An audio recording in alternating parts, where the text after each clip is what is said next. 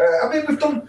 Don't get me wrong, there. I mean, we do some really like off the cuff weird stuff as well every now and again. So one of our trustees goes out to Kenya on a regular basis, helping sort of. So I mean, that's one of the things that we do as a community. We sponsored a family out in Kenya. So there's a woman, Christine. She's got 6 kids. Her husband was killed in tribal fighting.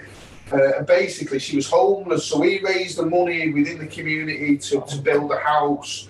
Sarah went over with one of our girls, Linda, it was one of our longer term pairs. She's been with us about 8 years now. She's one of our first into recovery. Went over, built a house, dug the well. We now sort of send money every year to put the kids through education.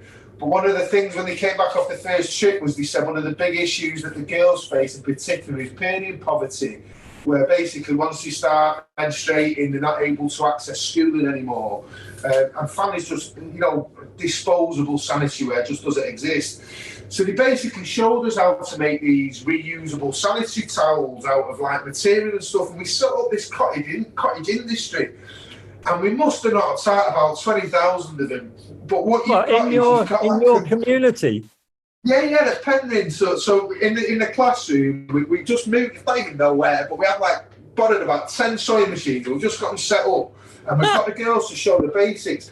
So you've got Linda.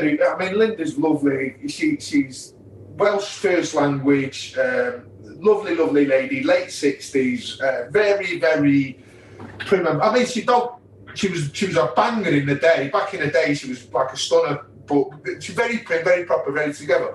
But you've got her sat with a load of hardened heroin users who've spent half their lives in prison, sat there teaching them how to sew, to make with a sewing machine, to make sanitary towels for girls out in Africa.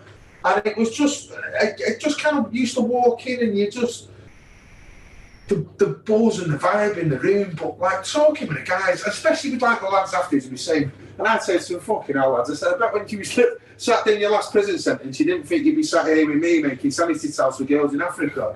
And I just remember one of the lads actually saying to me, he said, you know what, it's for the first time in my life, he said, I actually feel like I'm contributing to somebody else that's worse off than me. Rather than it being me that's always at the bottom of the pile and wanting to take it, I'm actually able to give something to help somebody else out. And I just took him to one side and I just went, that's exactly why you're doing it, pal.